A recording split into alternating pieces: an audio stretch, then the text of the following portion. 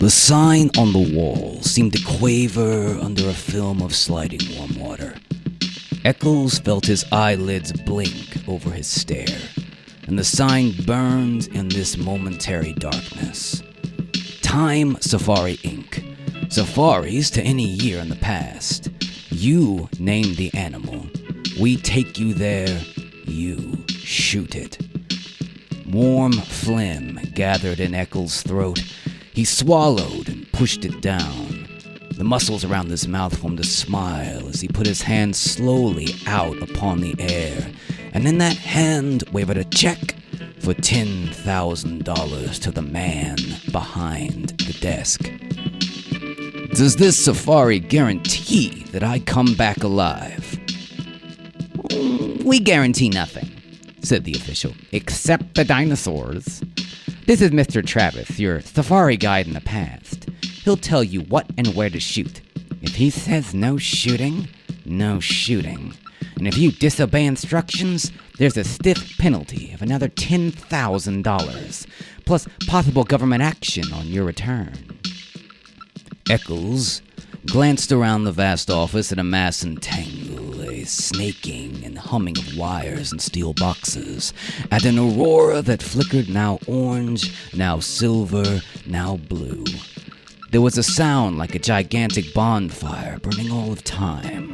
All the years and all the parchment calendars, all the hours piled high and set aflame. A touch of the hand and this burning would on the instant beautifully reverse itself. Eccles remembered the wording in the advertisement to the letter. Out of chars and ashes, out of dust and coals, like golden salamanders the years, the green years might leap. Roses sweeten the air, white hair turn to Irish black, wrinkles vanish, all, everything fly back to seed, flee death, rush down to their beginnings, suns rise in western skies and set in glorious easts, moons eat themselves opposite to the custom, and all, everything cupping one in another like Chinese boxes, rabbits into hats, all and everything, returning to the fresh death, the seed death, the green death, to the time before the beginning. A touch of a hand might do it. The merest touch of a hand. Unbelievable, Eccles breathed, the light of the machine on his thin face. A real time machine. He shook his head. Makes you think if the election had gone badly yesterday, I might be here now running away from the results. Thank God Keith won. He'll make a fine president of the United States. Yes, said the man behind the desk. We're lucky. If Dusher had gotten in, we'd have the worst kind of dictatorship. There's an anti-everything man for you. A militarist. Anti-Christ, anti-human, anti-intellectual. People called upon us, joking but not joking. Said if Dusher became president, they wanted to go live in 1492. Of course, it's not our business to conduct escapes, but to form safaris. Anyway, Keith's president now. All you got to worry about is shooting my dinosaur. Eccles finished it for him. A Tyrannosaurus rex, the tyrant lizard, the most incredible monster in history. Sign this release. Anything happens to you, we're not responsible. Those dinosaurs are hungry. Eccles flushed angrily, trying to scare me. Frankly, yes. We don't want anyone going who will panic at the first shot. 6 safari leaders were killed last year, and a dozen hunters. We're here trying to give you the severest thrill a real hunter ever asked for. Traveling you back 60 million years to bag the biggest game in all of time. Your personal check's still there. Tear it up if you're afraid. Mr. Eccles looked at the check. His fingers twitched. Good luck, said the man behind the desk. Mr. Travis, he's all yours. They moved silently across the room, taking their guns with them, toward the machine, toward the silver metal and the roaring light. First, a day, and then a night, and then a day, and then a night, and then it was day, night, a week, a month, a year, a decade. AD 2055, AD 2019, 1999, 1957, gone. The machine roared. They put on their oxygen helmets and tested the intercoms. Eccles swayed on the padded seat, his face pale, his jaw stiff. He felt the trembling in his arms. He looked down and found his hands tight on a new rifle. There were 4 other men in the machine. Travis, the safari leader, his assistant Lesperance, and 2 other hunters, Billings and Kramer. They sat looking at each other. The years blazed around them. Can these guns... Can they kill a dinosaur cold? Eccles felt his mouth saying. If you hit them right, said Travis on the helmet radio. Some dinosaurs have 2 brains, one in the head, another far down the spinal column. We stay away from those, that's stretching luck. Put your first shot into the eyes. If you can, blind them and go back into the brain. The machine howled.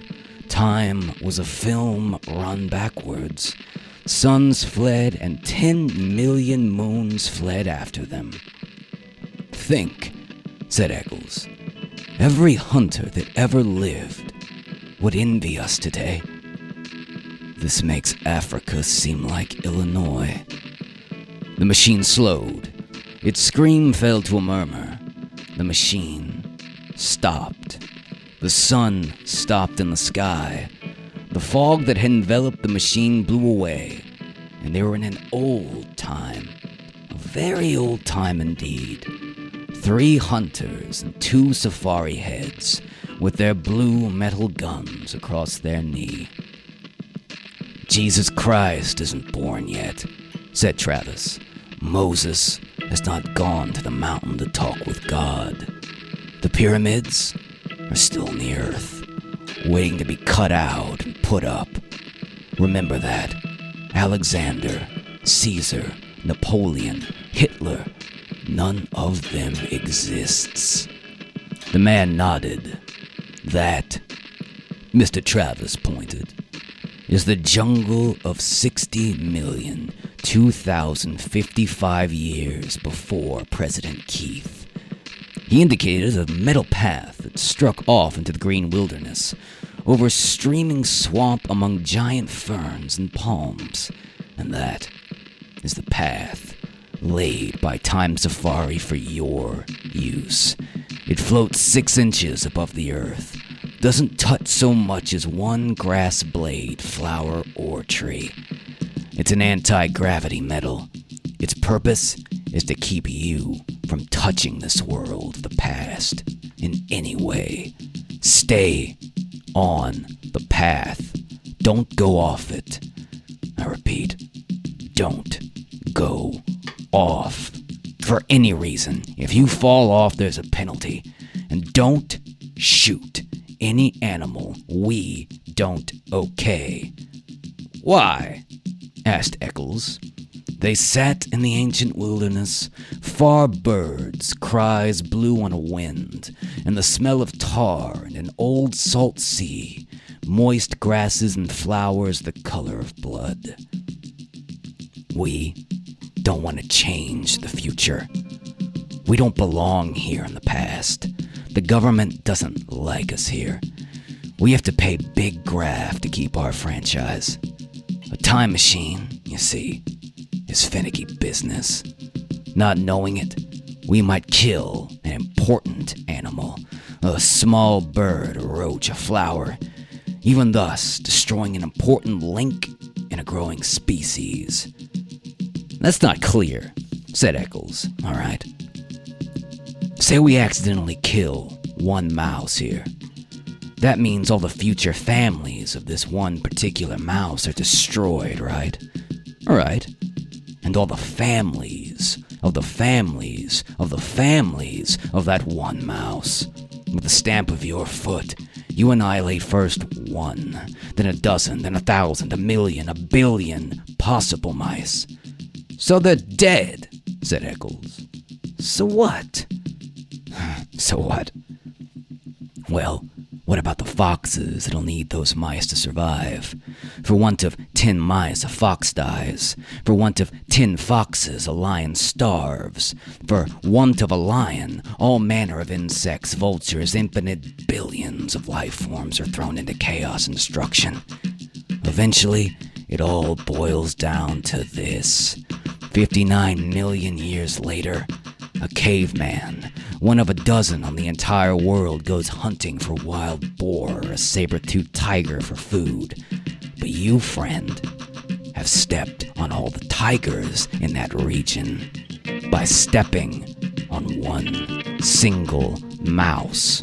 So the caveman starves. And the caveman, please note, is not just any expendable man, no. He's an entire future nation. From his loins would have sprung sons, from their loins 100 sons, and thus onward to a civilization.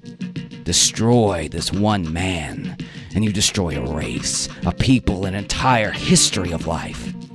It is comparable to slaying some of Adam's grandchildren. To stomp your foot on one mouse could start an earthquake, the effect of which could shake our earth and destinies down through time to their very foundations. With the death of that one caveman, 1 billion others yet unborn are throttled in the womb. Perhaps Rome never rises on its 7 hills. Perhaps Europe is forever a dark forest and only Asia waxes healthy and teeming. Step on a mouse and you crush the pyramids. Step on a mouse and you leave your print like a grand canyon across eternity. Queen Elizabeth might never be born. Washington might not cross the Delaware. There might never be a United States at all. So be careful. Stay on the path and never step off. I see. Then it wouldn't pay for us to even touch the grass. Correct. Crushing certain plants could add up infinitesimally. A little error here could multiply into 60 million years, all out of proportion. Of course, maybe our theory is wrong. Maybe time can't be changed by us. Or maybe it can be changed only in little subtle ways. A dead mouse here makes an insect imbalance there. A population disproportion later, a bad harvest further on. A depression, mass starvation, and finally, a change in social temperament in a far-flung country. Something much more subtle like that. Perhaps only a soft breath, a whisper, a hair, pollen on the air. Such a slight change that unless you looked close, you wouldn't see. Who knows? Who can really say he knows? We don't know. We're guessing. But until we know for certain whether our messing around in time can make a big roar or a little rustle in history, we're being careful. This machine, this path, your clothing and bodies were sterilized, as you know, before the journey. We hear these oxygen helmets so we can introduce our bacteria into an ancient atmosphere. Alright, so how do we know which animals to shoot? They're marked with red paint. Today, before our journey, we sent Lesperance here back to the machine. He came to this particular era and followed certain animals, studying them. Right, said Lesperance. I tracked them through their entire existence, noting which of them lived longest. Very few. How many times they mate, not often. Life's short. When I find one that's going to die when a tree falls on him, or one that drowns in a tar pit? I note the exact hour, minute, and second. I shoot a paint bomb. It leaves a red patch on his side. We can't miss it. Then I correlate our arrival in the past so that we meet the monster not more than 2 minutes before he would have died anyway. This way, we only kill animals with no future. They're never going to mate again. You see, we're careful, aren't we? But if you come back this morning in time, you must have bumped into us on our safari. So, how did it turn out? Was it successful? Did all of us get through alive? Travis and Lesperance gave each other a look. That'd be a paradox. Time doesn't permit that sort of mess of man meeting himself. When such occasions threaten, time sort of steps aside, like an airplane hitting an air pocket. You felt the machine jump just before we stopped. That was us passing ourselves on the way back to the future. We saw nothing. There's no way of telling if this expedition was a success, if we got our monster, or whether all of us, meaning you, Mr. Eccles, got out alive. Eccles smiled palely. Cut that. Everyone on his feet. They were ready to leave the machine. The jungle was high, and the jungle was broad, and the jungle was the entire world, forever and forever. Sounds like music and sounds like flying tents filled the sky, and those were pterodactyls soaring with cavernous gray wings, gigantic bats of delirium and night fever. Eccles, balanced on the narrow path, aimed his rifle playfully. Stop that. Don't even aim for fun. If your gun should go off, Eccles flushed. Where's our Tyrannosaurus? Lesperance checked his wristwatch. Up ahead. We'll bisect his trail in 60 seconds. Look for the red paint. Don't shoot till we give the word. Stay on the path. Stay on the path. They moved forward in the wind of morning. Strange, murmured Eccles. Up ahead. 60 million years, election day over. Keith made president. Everyone's celebrating, and here we are, 1 million years lost, and they don't even exist.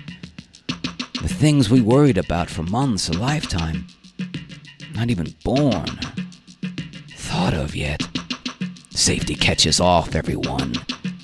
You, Eccles, your first shot. Second Billings, third Kramer. I've hunted tiger, wild boar, buffalo, elephant, now this is it. I'm shaking like a little kid, said Travis, and everyone stopped. Travis raised his hand. Ahead, he whispered in the mist. There he is. There's his royal majesty now. The jungle was wide and full of twittering, rustling murmurs and sighs, and suddenly it all ceased, as if someone had shut a door. Silence, and the sound of thunder. Out of the mist, 100 yards away, came Tyrannosaurus Rex. It, whispered Eccles. Shh. It came on great, oiled, resilient, striding legs. It towered 30 feet above half the trees, a great evil god, folding its delicate watchmaker's claws close to its oily reptilian chest. Each lower leg was a piston, 1,000 pounds of white bone, sunk in thick ropes of muscle, sheathed over in a gleam of pebbled skin, like the mail of a terrible warrior.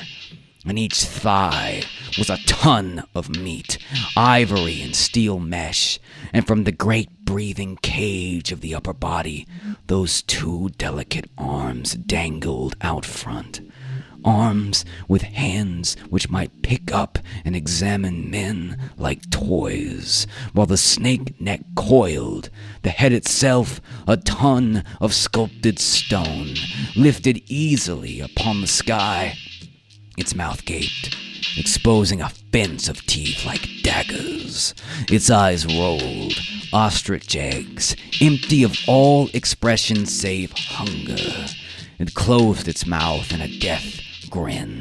It ran, its pelvic bones crushing aside trees and bushes, its taloned feet clawing damp earth, leaving prints 6 inches deep wherever it settled its weight.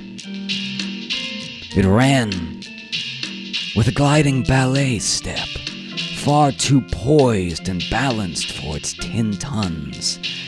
It moved into a sunlit area warily, its beautiful reptilian hands feeling the air. Why? Eccles twitched his mouth. It could reach up and grab the moon.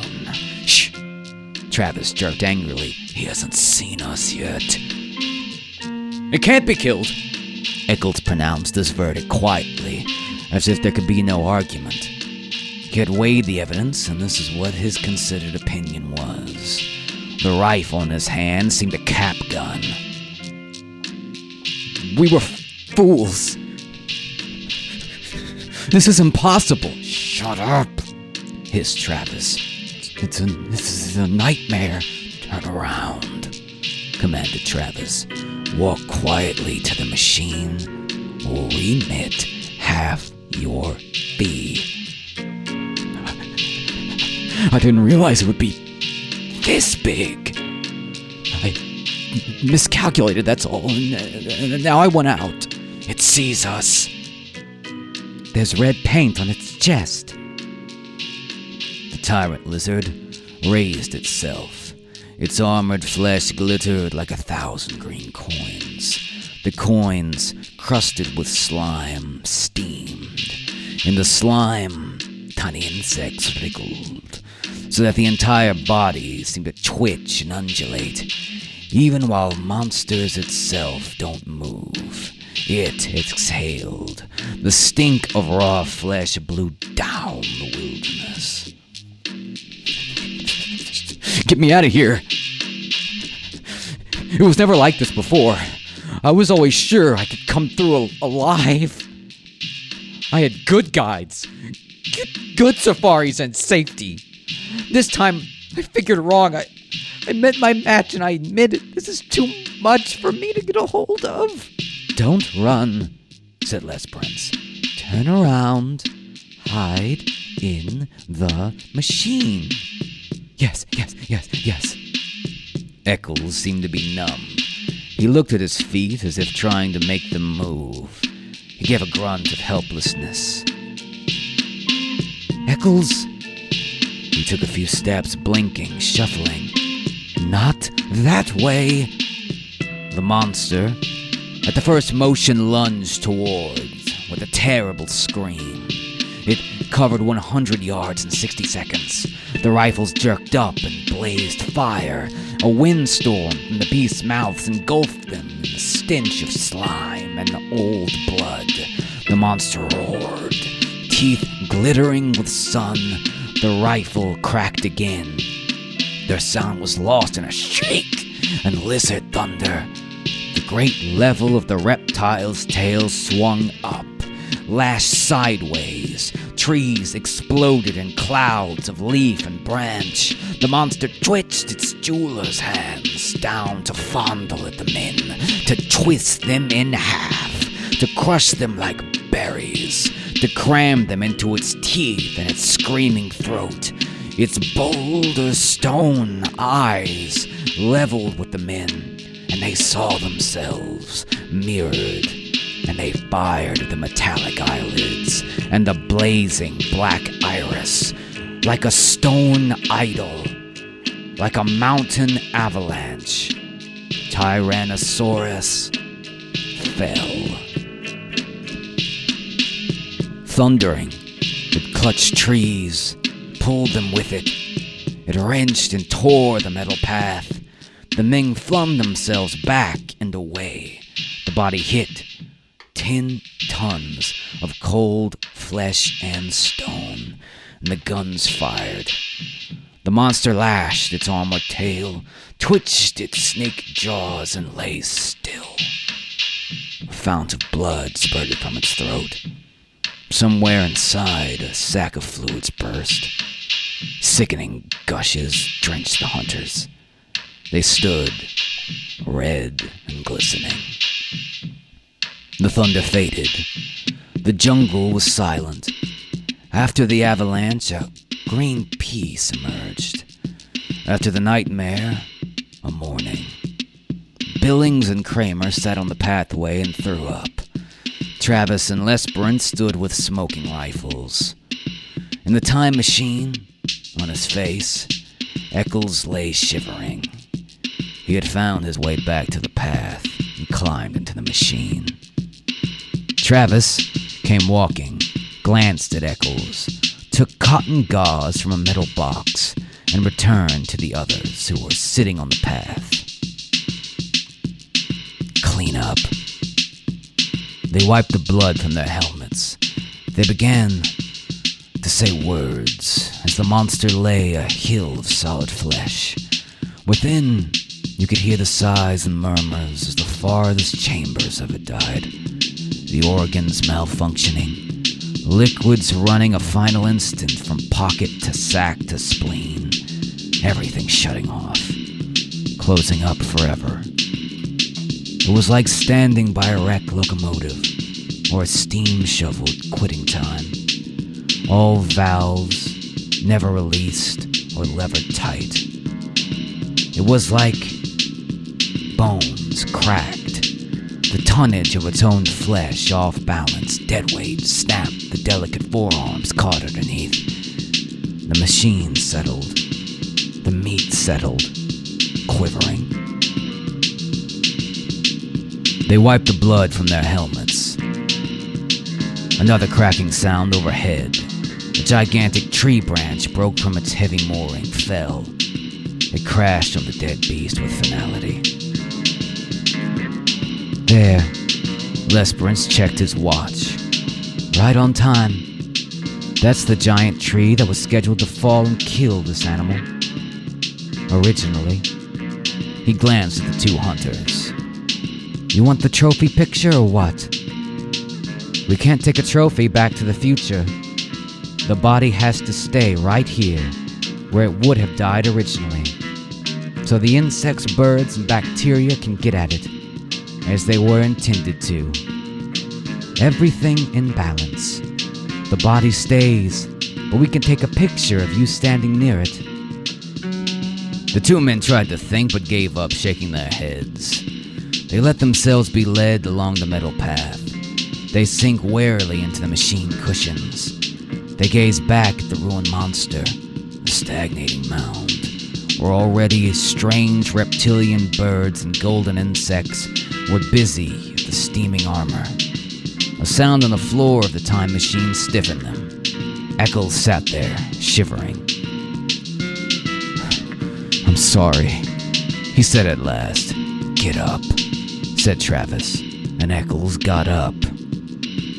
Go out on that path alone, said Travis, and he pointed his rifle. You're not coming back in the machine. We're leaving you here. Lesperin seized Travis's arm. Wait, stay out of this. This fool nearly killed us all. But it isn't so much that, no. It's his shoes. Look at him. He ran off the path. That ruins us. We're forfeit. Thousands of dollars of insurance. We guarantee no one leaves the path, and he left it. I'll have to report this to the government. He might revoke our license to travel. Who knows what he's done to time, to history. Take it easy. All I did was kick up some dirt. How do we know? We don't know anything. It's all a mystery. So get out there, Eccles. Eccles fumbled with his shirt. I'll pay anything. $100,000. Travis glared at Eccles' checkbook and spat. Get out there. The monster's next to the path. Stick your arms up to your elbows in his mouth. Then you can come back with us. That's unreasonable. The monster's dead. The bullets can't be left behind. They don't belong in the past. They might change anything. Here's my knife. Dig them out. The jungle was alive again, full of the old tremorings and bird cries. Eccles turned slowly to regard the primeval garbage dump, that hill of nightmares and terror. After a long time, a sleepwalker, he shuffled out along the path. He returned shuddering. 5 minutes later, his arms soaked and red to the elbow, he held out his hand. Each had a number of steel bullets. Then he fell, and he lay where he fell, not moving. You didn't have to make him do that, said Lesperance. Didn't I? It's too early to tell. Travis nudged the still body. He'll live. Next time he won't go hunting game like this. He jerked his thumb wearily at Lesperance. Switch on. Let's go home. 1492, 1776, 1812. They cleaned their hands and faces. They changed their caking shirts and pants. Eccles was up and moving around again, but not speaking. Travis glared at him for a full 10 minutes. Don't look at me. I haven't done anything. Who can tell? I just ran off the path, that's all. A little mud on my shoes. So what? You want me to get down and to pray? We might need it. I'm warning you, Eccles. I might get you yet. I've got my gun ready. I'm innocent. I've done nothing. 1999, 2000, 2055. The machine stopped. Get out. The room was there, as they had left it, but not the same as they had left it. The same man sat behind the same desk, but the same man did not quite sit behind the same desk. Travis looked around swiftly. Is everything okay here? Oh, fine. Welcome home. Travis did not relax. He seemed to be looking through the one high window. Okay, Eccles, get out, and don't you ever come back. Eccles could not move. You heard me. What are you staring at? Eccles stood smelling the air, and there was a thing to the air, a chemical taint, so subtle, so slight, that only a faint cry of his subliminal senses warned him that it was there. The colors, white, gray, blue, orange, on the wall and the furniture, in the sky beyond the windows there was a feel.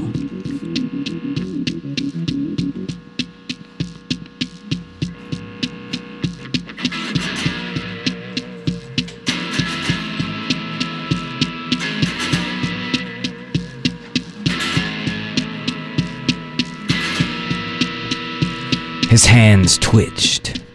He stood drinking the oddness with the pores of his body.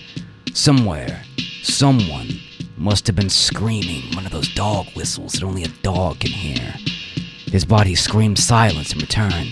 Beyond this room, beyond this wall, beyond this man who was not quite the same man, seated at this desk that was not quite the same desk, lay an entire world of streets and people. What sort of world was it now? There was no telling. He could feel them moving there, beyond the walls, almost like so many chess pieces blown in a dry wind. But the immediate thing was the sign painted on the office wall. The same sign he had read earlier today on first entering. But somehow, the sign had changed. Time Safari Inc. Safaris to any year in the past. You name the animal, we take you there, you shoot it. But all the eyes were wise. Eckel felt himself fall into a chair. He fumbled crazily at the thick slime on his boots. He held up a clod of dirt, trembling. No, it can't be. Not a little thing like that. No. Embedded in the mud, glistening green and gold and black, was a butterfly. A very beautiful and very dead butterfly. Not a little thing like that. Not a butterfly. It fell to the floor, an exquisite thing. A small thing that could upset balances and knock down a line of small dominoes, and then big dominoes, and then gigantic dominoes, all down the years across time. Eckel's mind whirled. It couldn't change things, could it? Killing one butterfly couldn't be that important, could it? His face was cold and his mouth was trembling. Who won the presidential election yesterday? The man behind the desk laughed. Oh, you're joking. You know very well. Dusher, of course. Who else?